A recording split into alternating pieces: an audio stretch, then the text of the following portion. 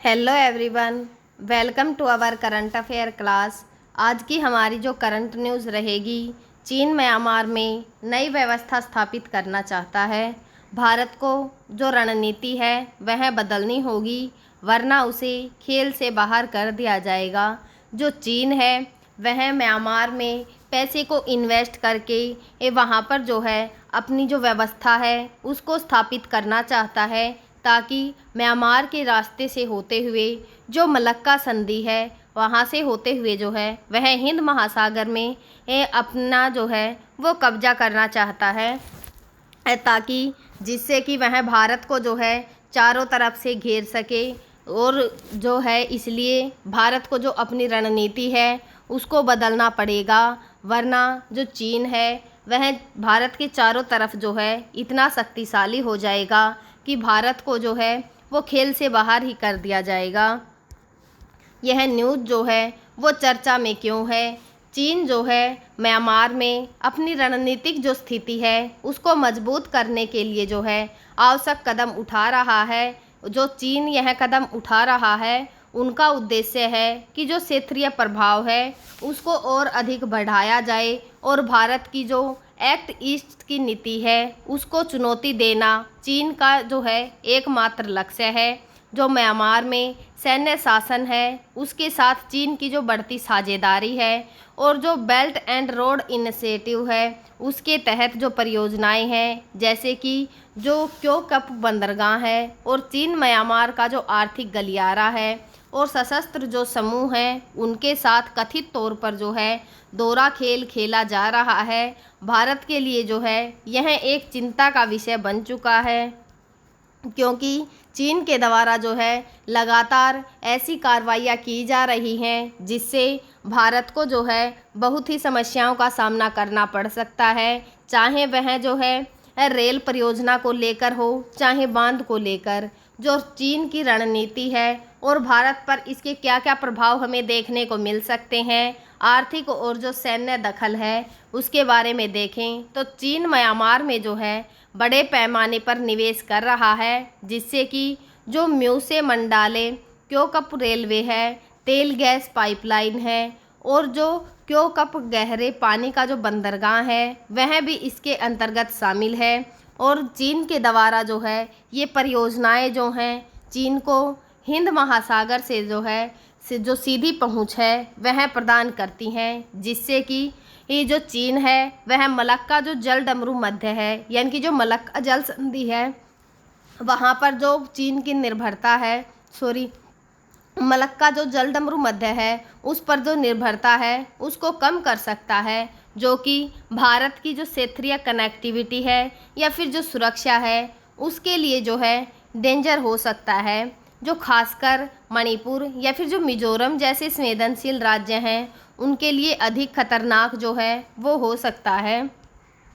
जो अस्थिरता है इससे उसको भी बढ़ावा जो है वो मिलेगा। खुफिया रिपोर्ट जो है उसके अनुसार चीन म्यांमार के कुछ उग्रवादी समूह हैं जो हैं उनको अप्रत्यक्ष रूप से समर्थन जो है देकर भारत के जो पूर्वोत्तर राज्य हैं, यानी कि जो 7 सिस्टर्स हैं, उनके अंदर अस्थिरता को पैदा करने की कोशिश जो है वो कर रहा है। यह जो भारत है उसकी जो कालादान की मल्टी मॉडल ट्रांजिट का जो प्रोजेक्ट है और भारत म्यांमार थाईलैंड जो त्रिपक्षीय राजमार्ग जैसी परियोजनाएं हैं उनको बाधित कर सकता है।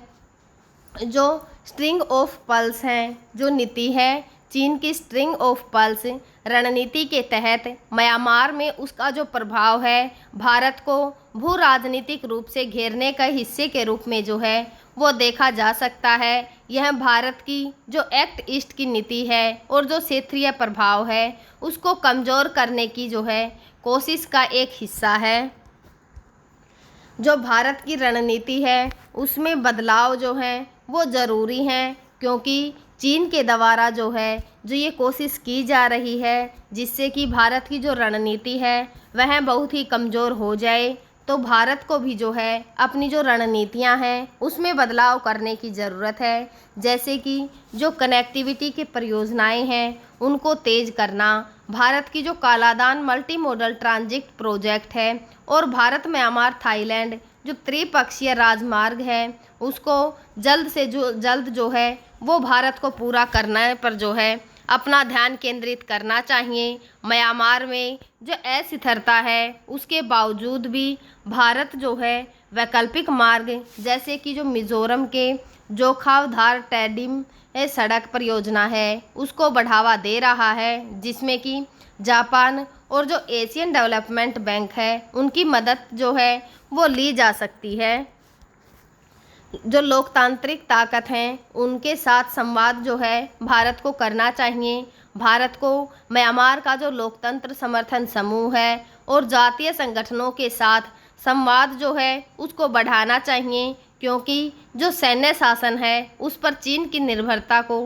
जो है इससे कम हो जाएगी। भारत का जो ये दृष्टिकोण है या फिर जो इतिहास के गलत पक्ष हैं उन्हें खड़े होने से जो है वो बचाना चाहिए, क्योंकि अगर ऐसा होता है तो भारत को जो है बहुत ही गंभीर स्थिति से गुजरना पड़ सकता है। जो क्षेत्रीय गठबंधन है उसको मजबूत करना, जो क्वाड यानी कि जो भारत, अमेरिका, जापान और जो ऑस्ट्रेलिया है और आसियान जैसे जो संगठन हैं उनके साथ सहयोग को भारत को बढ़ाकर भारत चीन का जो प्रभाव है उसको संतुलित कर सकता है। बांग्लादेश जैसे जो पड़ोसी देश हैं उनके साथ आर्थिक और जो सैन्य सहयोग है उसको गहरा करना भी जो है वो ज़रूरी है।